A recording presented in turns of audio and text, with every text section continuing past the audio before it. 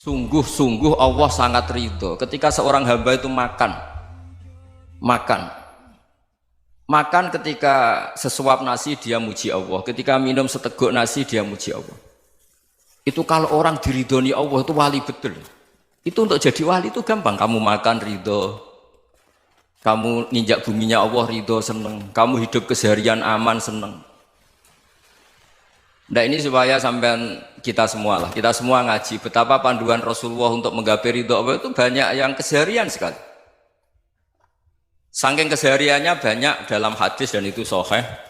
Nabi menyebut hal-hal yang keseharian. Hatta ma tas'alu fi imra'atika, kamu punya uang kemudian istri kamu bisa makan itu ibadah. Bahkan sebagian ibadah itu dicontohkan Nabi yang akhirnya diprotes sahabat. Yaitu wa fi buti ahadikum sedekah, kamu menggauli istri kamu itu ya sedekah. Sampai sahabat bilang yang benar ya Rasulullah. Ayati ahaduna syahwatahu wa huwa lahu ajrun. Masa urusan biologis, urusan syahwat kemudian dia dapat pahala. Nabi menjawab, alaysa lawada'aha fi haramin akana alaihi wisrun. Bagaimana kalau dia meletakkan ke yang tidak benar itu kan dosa. Nah, hal-hal seperti ini yang saya ingin teman-teman semua. Saya juga agak ingin ngaji demi Anda juga agak ingin. Itu dosa sekali ngaji kok pesanan kelompok tertentu itu enggak boleh. Islam itu untuk semua. Jadi ya cuma karena di depan saya jenengan ya seakan-akan jenengan korbannya. Itu ada ilmunya dalam usul fikih itu. Jadi orang itu harus ngaji usul fikih. Nama yang disebut, mungkin Mas Sufyan masih ingat zaman ngaji usul fikih. Nama yang disebut itu tidak jaminan sebagai prioritas perintah. Jadi misalnya gini, kebetulan yang di depan Nabi itu Abu Dzar. Nabi ya bilang, ya Aba Dzarin ini uhibbuka misalnya, atau ya Mu'ad ini uhibbuka, atau ya Aba Hurairah ini uhibbuka misalnya. Banyaklah riwayat yang Nabi nyebut ya Aba Dzarin, ya Mu'ad, ya Aba Hurairah. Kemudian misalnya Nabi meneruskan khitab, ini uhibbuka, saya mencintai kamu, fakul dubur sholatin, atau sebagian riwayat disebut fala tada'an la dubura kulli sholatin, Allahumma inni ala dzikrika wa syukrika wa husni ibadatik. Saya mencintai kamu, siapa saja. Mu'ad bisa, Abu Dzar bisa siapa? Saya mencintai kamu, mohon kalau habis sholat kamu jangan lupa wiridan Allahumma a'inni ala dzikrika wa syukrika wa husni ibadatik. Ya Allah, tolong kami permudah supaya mudah ingat engkau. Anda tidak bisa mentang-mentang, wong nama saya Parmin, nama saya Purnomo, itu yang diperintahkan Mu'ad. Jadi yang disebut satu, tapi khitab itu untuk siapa saja. Saya teruskan. Jadi saya mohon semua kita melakukan kebaikan itu kalau dalam kaidah fikih disebut al yakin la yuzalu bisyak. Banyak kebaikan yang kebenarannya itu 100%. Tidak punya efek samping ke pihak lain, ke kelompok lain, ke komunitas lain. Yaitu tadi misalnya Anda makan dan itu murah sekali, hanya butuh satu piring. Setiap punyaan kamu muji Allah, setiap minum kamu muji Allah. Itu redaksinya Rasulullah SAW disebut Allah sangat ridho ketika seorang hamba makan, kemudian dia memuji Allah, atau minum kemudian dia muji Allah. Logikanya gampang. Negara seperti ini yang kamu harapkan bentuknya kayak apa, mertua, ipar, komunitas, tetangga, itu nyata terjadi itu kan belum pasti. Sementara yang mesti terjadi adalah kamu butuh makan, kalau tidak mati. Butuh minum, kalau tidak mati. Butuh bumi yang nyaman ditempati, kalau tidak kita juga mati. Sebab itu Allah kalau menyebut nikmatnya itu hal-hal yang keseharian. Alladzi at'amahum min ju'. Allah itu siapa? Allah itu yang menciptakan kamu bisa makan. Tidak berlebihan. Allah itu yang menciptakan kondisi sosial itu ideal. Zaman Nabi itu ya ada orang munafik. Orang-orang pilihan Allah itu juga diuji orang sekelilingnya yang macam-macam.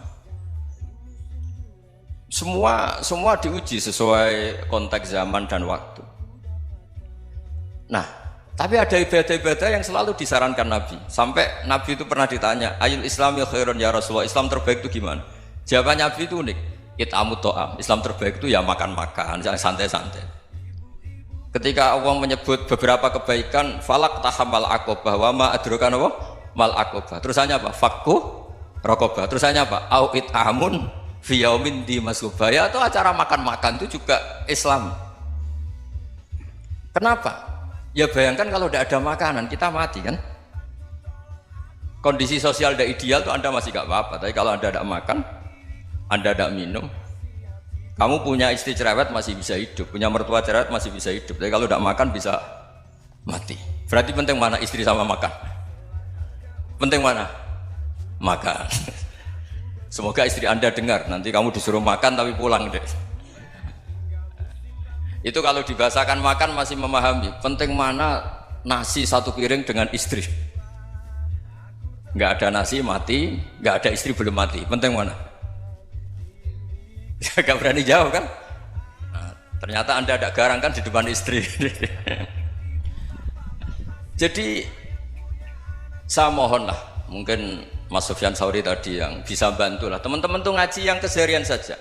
Karena kita nyari ridho Allah itu berdasar firman Allah. Dan firman Allah itu menyebut keseharian tuh riang, gampang. Itu tadi misalnya wa min ayatihi manamukum billaili wan nahar. Termasuk ayat-ayat Allah itu kamu tidur. Maka dulu itu ada guyonan, ada tokoh Mu'tazilah, kelompok dalam Islam yang berpikir manusia itu bisa menentukan ikhtiarnya sendiri. Karena saya bisa duduk, ingin duduk, ingin berdiri, berdiri. Karena kelompok ini nggak terima kalau semua kehendak Allah, nanti bagaimana kalau semua kehendak Allah kok ada hisab ya, ada sanksi. Lucunya itu dia akhirnya, ini cerita ya, mencintai seorang perempuan, cantik sekali. Dan itu dia menjadi ahli sunnah itu oleh hal-hal yang sepele. Karena istrinya cantik, ya namanya suami istri itu hubungan intim. Terus ditanya, Mas, masih ingin lagi?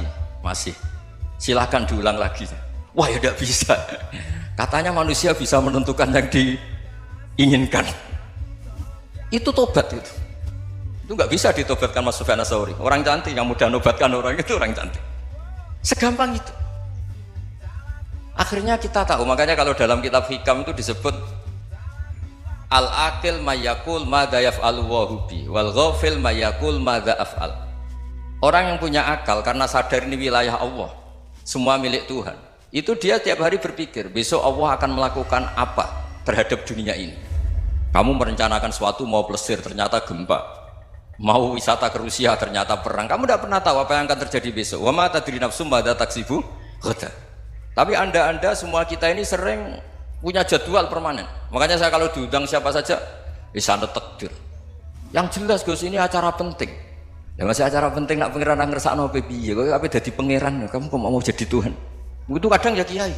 Penting Gus acara ini jenengan harus memastikan bisa. Loh kamu itu yang ngajarin tauhid, sesuatu itu biadillah kok bilang-bilang apa pasti. Kalau maksa terus tak tobatkan kamu kata saya. Ya kalau gitu Gus bilang insya Allah.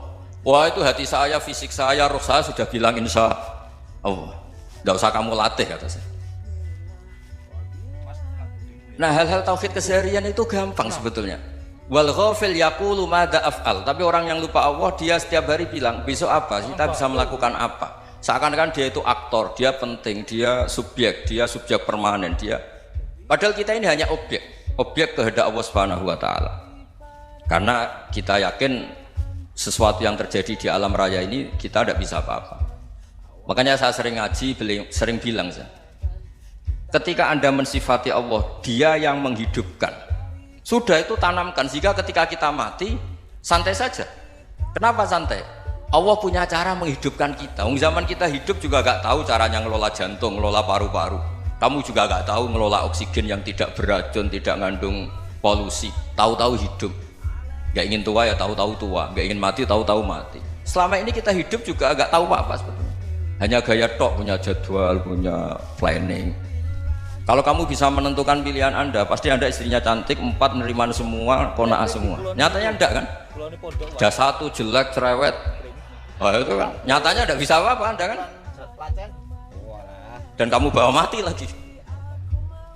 Itu kan istri Anda juga gitu, punya keinginan punya suami yang ganteng, yang jabat, yang riman, yang enggak poligami. Ya enggak kesampaian juga. Kalau kita ngitung tingkat kegagalan kita itu gagal terus. Ya kan? Nah, terus ingat Allah, madza yaf'alu wa bi. Orang yang punya akal selalu berpikir Allah itu menghendaki apa terhadap saya.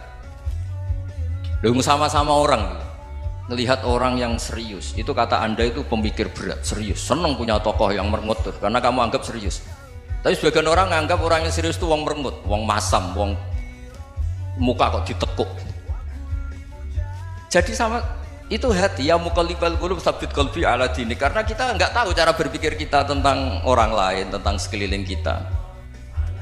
Misalnya kita orang baik yang jenis ngrumat fakir miskin, ada orang bangun masjid mewah itu janggal. Apa artinya masjid mewah kalau banyak orang kelaparan? Tapi kalau yang jenis pendidikan, apa artinya masjid mewah kalau tidak bisa ngaji? Nanti yang jenis infrastruktur, apa artinya ini kalau semuanya punya sudut pandang yang berbeda-beda. Dan Islam mengapresiasi semua kebaikan. Tapi katakan semua kebaikan itu adalah kehendak Allah Subhanahu wa taala. Karena apapun baik Anda itu pakai fasilitas yang diberikan oleh Allah Subhanahu